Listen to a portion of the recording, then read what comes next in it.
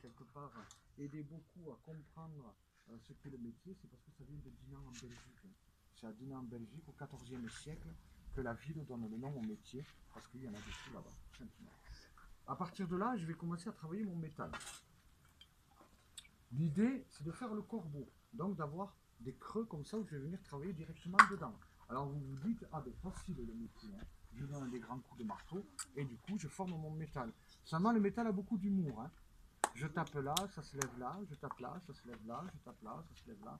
Voilà, il va falloir travailler en rond et avoir une hiérarchie pour pouvoir accepter, hein, faire accepter au métal la forme qu'on veut lui donner. On va avoir des salières de plus en plus grandes, hein. On ne se bat beaucoup, hein, quasiment sans arrêt d'ailleurs. Donc on va avoir tout simplement des casques qu'on va former dans des salières. Pour les choses un peu plus pointues, hein, pour les choses qu'on veut qu'elles soient très très belles et très ajustées, on va avoir le sac de sable où on va former la pièce en même temps que le sable. Et puis de toute façon, les pièces qui passeront dans le sable resteront un peu molles. Donc du coup, on va être obligé de passer obligatoirement par l'enclume.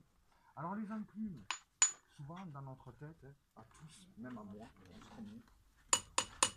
c'est ça, une enclume.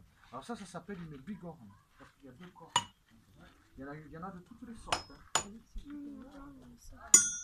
Et là, par contre, je vous mens, parce que les enclumes, à cette époque-là, elles vont être en bois ou en pierre. Alors pas qu'ils ne sont pas capables, hein, de faire ça, hein. Bien sûr qu'ils le sont, hein. Mais ils vont préférer faire des charrues, des clous, hein, des tenons, des mortaises, des outils, et bien sûr, sans oublier les armes. Là, on a environ 4-5 épées, donc on va préférer bien sûr faire des épées. Moi, je coupe un morceau d'arbre, je l'arrondis, et tranquillement, je peux travailler de la même façon que je vais vous montrer sur l'enclume. À partir de là, je prends une pièce en cours, comme celle-ci. On voit que j'en suis à peu près là. Et là, je mets mes lunettes de Gaulois.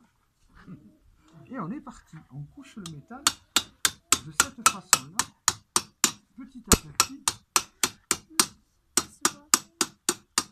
Et vous voyez, le métal, eh bien, il prend en fait l'angle que j'ai décidé de donner.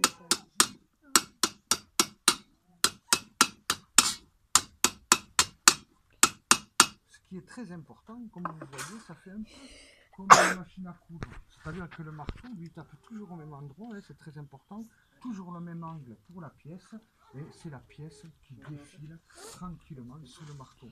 Par contre, à chaque fois que je donne un coup de marteau, tout à l'heure j'avais un métal qui était tout souple, là il est redevenu tout dur. Donc une fois que je serai arrivé en bas de ma petite pièce, je pourrai plus la travailler. Qu'est-ce que je vais faire si je veux continuer à fermer ma pièce? Je vais être obligé de pratiquer ce qu'on appelle un recuit. C'est-à-dire que je recuis le métal, je le refroidis et je continue tranquillement mon travail. Pour le petit corbeau, je ne sais pas s'il est revenu. Pour le petit corbeau, il va falloir être un peu têtu. Hein. D'ailleurs, les enfants, c'est une qualité. Je vais me faire tuer par les parents. Hein. C'est une qualité d'être têtu. Hein. Plus on est têtu, plus on insiste dans les choses, donc on finit par y arriver. Il va falloir 15 cuissons pour avoir arrivé à cet angle-là.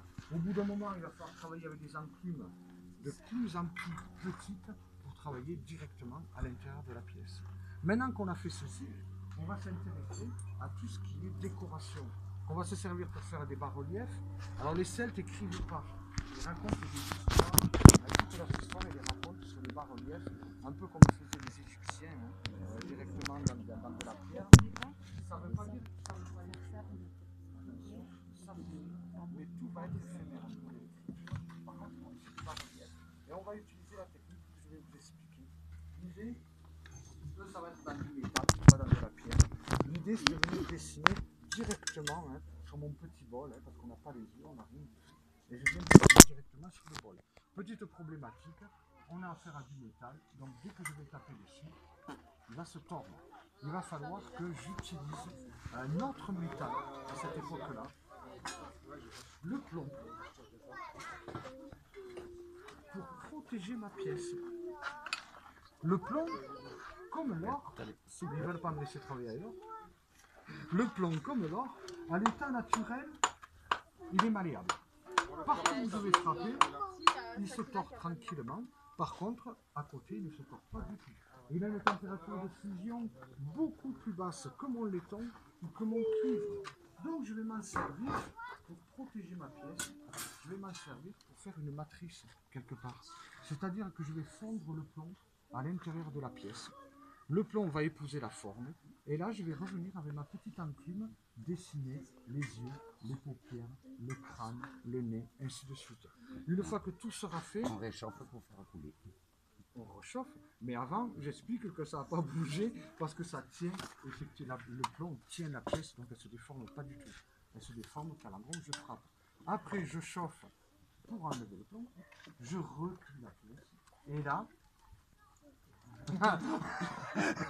Je me crois que rappelle vous pas de connaissiez tout. le métier. Non, Et non, là, si, je connais, mais je me rappelle pas de tout. J'étais gamine et c'était mon grand-père qui faisait ça. et là, je replonge la pièce dans le plomb, mais le plomb à l'extérieur. Tout mon petit travail que j'ai fait ici est apparu, comme vous l'avez vu, en transparence à l'intérieur. Donc là, je vais utiliser une troisième technique qui consiste à repousser le métal. C'est-à-dire que de l'intérieur, je vais repousser tous mes repères vers l'extérieur. La pièce ne va pas bouger, encore un coup, elle est tenue par le plomb. Et le plomb va me permettre tout simplement de faire tous mes petits reliefs vers l'extérieur. On va avoir un jeu de pile et face sans arrêt, bien sûr. Et au bout d'une jolie journée de travail, on va sortir notre petite tête. Les Celtes vont avoir aucun problème pour amener le bec. Ils soudent. Vous avez vu qu'il y a une brasure. Voilà, j'ai menti. Eux, ils soudent quand même. Ils soudent à l'étain, ils soudent à l'argent. Ils sont inventeurs de beaucoup de choses. Le savon, par exemple, mais aussi du rivet. Donc ils vont riveter et ils vont faire des clavetages.